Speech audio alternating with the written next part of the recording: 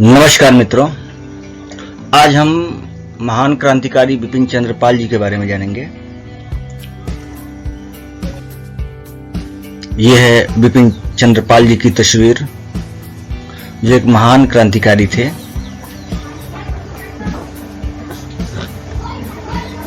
बिपिन चंद्र पाल जी का जन्म 7 नवंबर 1858 में बंगाल के एक धनवान जमींदार कायस्थ परिवार में हुआ था। इनका जन्म स्थान अविभाजित भारत के हबीबगंज जनपद के सिलहट के पोइल गांव में हुआ था। उस समय बांग्लादेश विभाजित नहीं हुआ था तभी। वर्तमान में इस जनपद का कुछ भाग बांग्लादेश एवं कुछ भाग असम में आता है। इनके पिता रामचंद्र पाल फारसी के विद्वान थे और इनकी माता का नाम जो है नारायणी देवी था। उन्होंने अपने जीवन काल में कलमकार के रूप में लेखन और संपादन का बहुत कार्य किया था।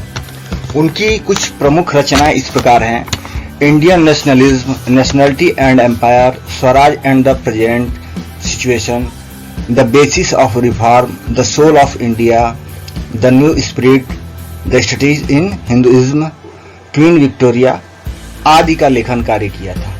उन्होंने अपने जीवन में एक पत्रकार व संपादक के रूप में बहुत कार्य किया था। उन्होंने सिलहट से निकलने वाले परिदर्शक नाम की साप्ताहिक में कार्य आरंभ किया।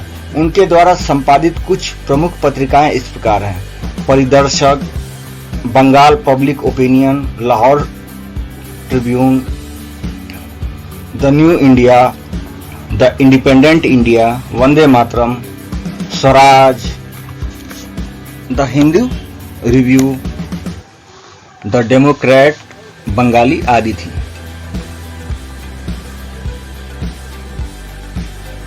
महान क्रांतिकारी बिपिन चंद्र पाल 1905 के बंगाल विभाजन के विरोध में अंग्रेजी हुकूमत के खिलाफ चलने वाले आंदोलन में बहुत बड़ा योगदान दिया था।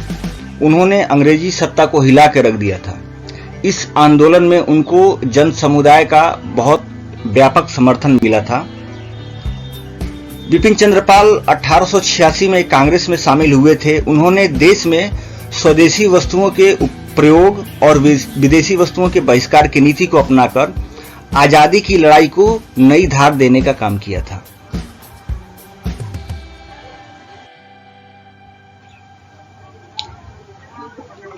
देश की आजादी के लिए राष्ट्रीय आंदोलन के शुरुआती सालों में गरम दल की बहुत महत्वपूर्ण भूमिका रही थी। बिपिन चंद्र पाल ने राष्ट्रीय आंदोलन के दौरान देश की आम जनता में जागरूकता पैदा करने में बहुत अहम भूमिका निभाई थी। उनका मानना था कि नरम दल के हथियार प्रेयर पिटीशन से देश को स्वराज नहीं मिलने वाला है, बल्कि स्वराज के लिए हमको विदेशी हुकूमत पर करारा प्रहार करना पड़ेगा।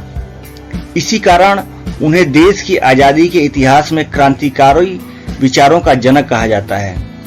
इसी कारण उनका महात्मा गांधी के साथ वैचारिक मतभेद था, क्योंकि महात्मा गांधी नरम दल वाले थे। वो किसी के विचारों से असहमत होने पर वह उससे अपने विचार व्यक्त करने में पीछे नहीं रहते थे। यहाँ तक कि विचारों से सहमत नहीं होने पर भी उन्होंने महात्मा गांधी जी के कुछ विचारों का विरोध भी किया था। उन्होंने क्रांतिकारी पत्रिका वंदे मातरम की स्थापना की थी। लोकमान्य बाल गंगाधर तिलक की गिरफ्तारी और स्वदेशी आंदोलन के बाद अंग्रेजों की दमनकारी नीति के बाद वे इंग्लैंड चले गए।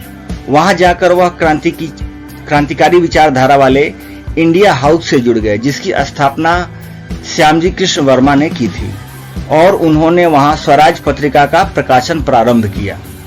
जब क्रांतिकारी मदन लाल ढींगरा ने सन 1909 में अंग्रेज अधिकारी कर्जन वायली की हत्या कर दी, तब स्वराज का प्रकाशन बंद कर दिया गया था और लंदन में बिपिन को बहुत परेशानियों का सामना करना पड़ा था।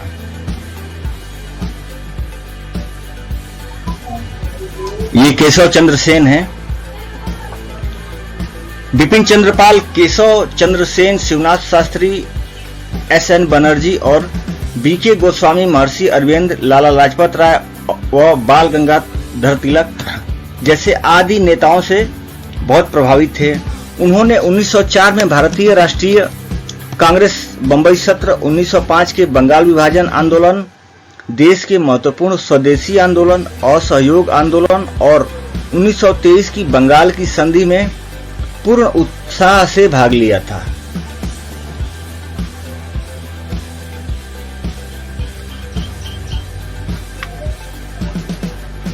उनको वंदे मातरम राजद्रोह मामले में महर्षि अरविंद घोष के खिलाफ गवाही देने से मना करने पर 6 महीने की सजा हो गई थी, लेकिन इसके बाद भी उन्होंने अरविंद घोष के खिलाफ गवाही नहीं दी थी। जीवन के अंतिम समय में वो कांग्रेस से अलग हो गए थे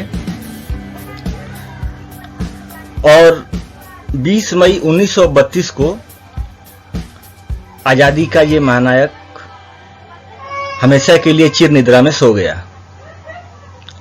तो देश के ऐसे महानायक, ऐसे अमर क्रांतिकारी को कोटि कोटि नमन। कैसा लगा आप सबको ये जीवनी, कमेंट करके जरूर बताएं और वीडियो को अपने मित्रों में शेयर करें। नमस्कार।